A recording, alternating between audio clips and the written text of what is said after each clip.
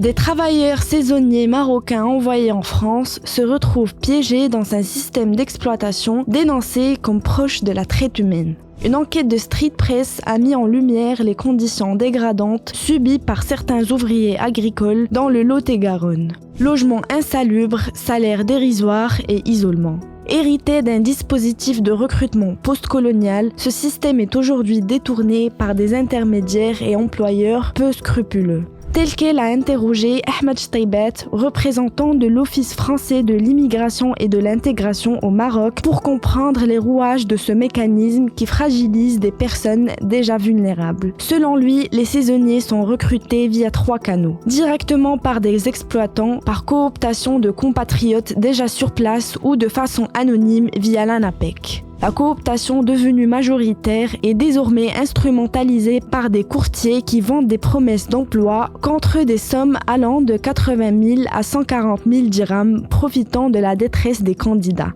Ces intermédiaires qui ont remplacé les réseaux familiaux repèrent les candidats sur les réseaux sociaux. Une fois l'accord trouvé, l'exploitant demande une autorisation de travail en France, permettant ensuite aux candidats de solliciter un visa Schengen. Beaucoup acceptent de s'endetter lourdement pour obtenir ce visa, perçu comme plus sûr qu'un passage clandestin dans l'espoir d'améliorer leur situation ou de rester en Europe.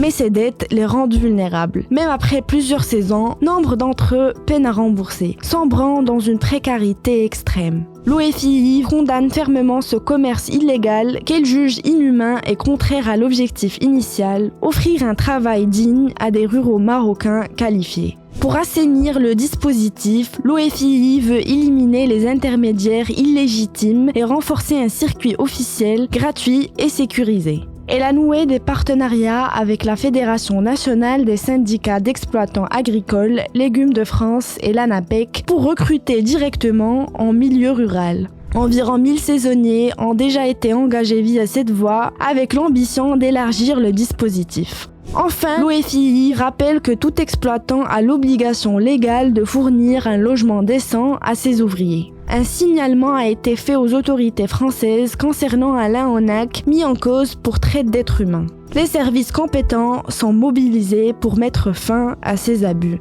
Pour lire l'intégralité de l'interview, rendez-vous sur telquel.ma ou retrouvez notre magazine en kiosque.